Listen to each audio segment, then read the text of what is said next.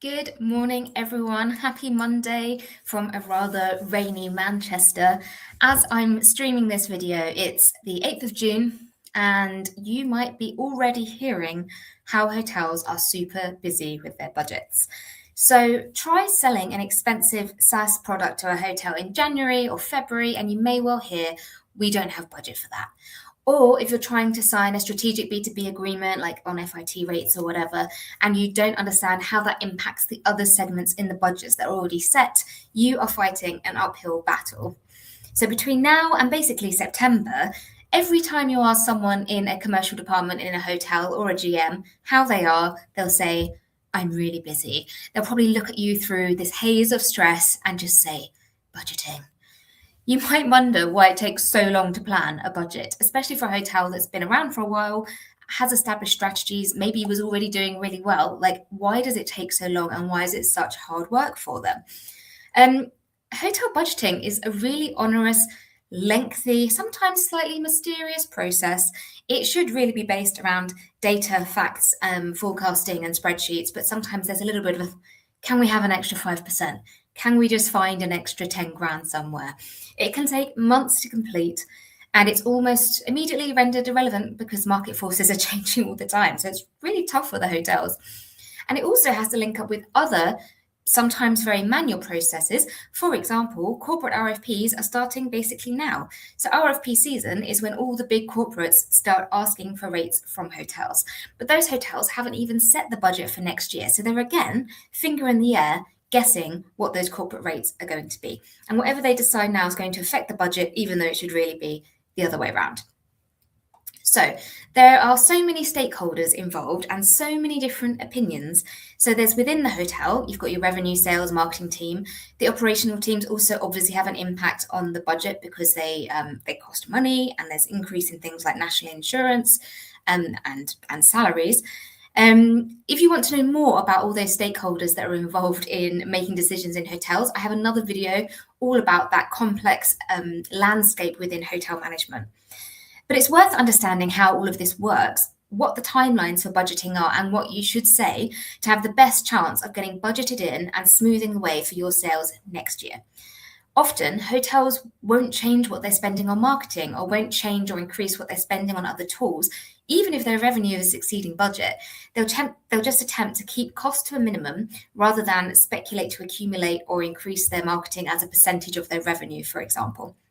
So it's much easier to get a hotel to start working with you if you're already in the budget, or at least there is a budget to spend on a new RMS or a new guest communications app, or have some amount of leisure business in the hotel. So conversations are already starting now about budgets, especially in the big chains where there's multiple layers.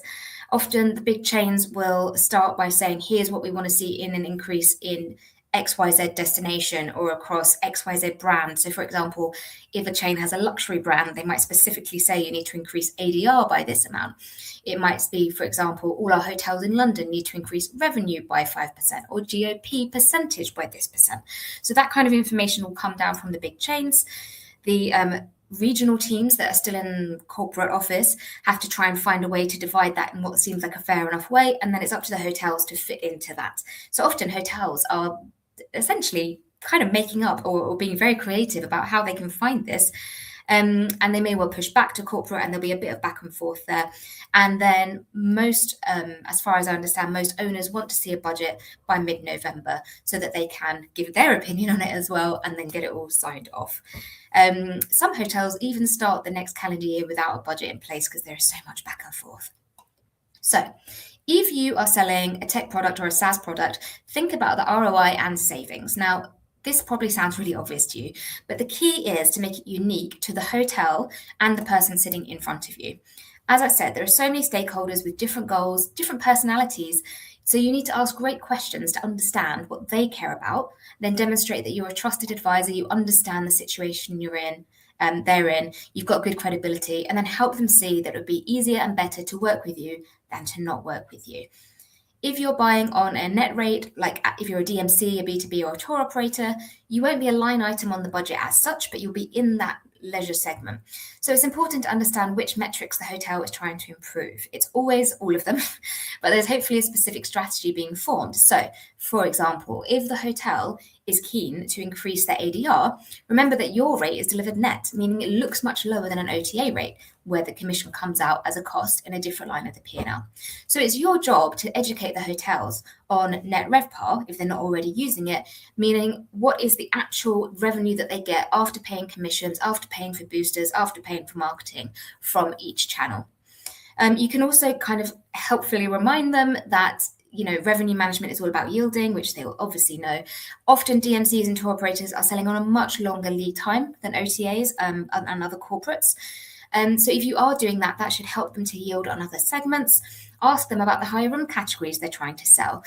All these Harry Potter rooms, those weird little rooms, like an actual single in London, for example, quite hard to sell, but there are plenty of leisure guests who'll be happy to have it and you can help them out.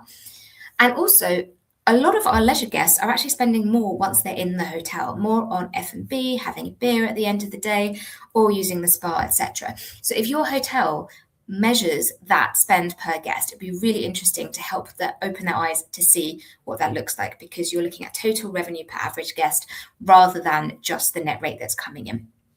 Also try and understand who you're competing with in the same segment. Who have you been put in a bucket with? And what's different between you and them? Okay, all B2B is not a monolith. Everyone is different. The level of customer service you offer can be important. The lead time, the type of rooms, the source markets where your guests are coming from. Try and find what makes you different from all the others. Now, if you're buying on a gross rate, for example, as an OTA, if you're an OTA account manager, you'll likely be facing the pushback that the hotel is wanting to increase direct bookings, which is the eternal aim of all hotels, right?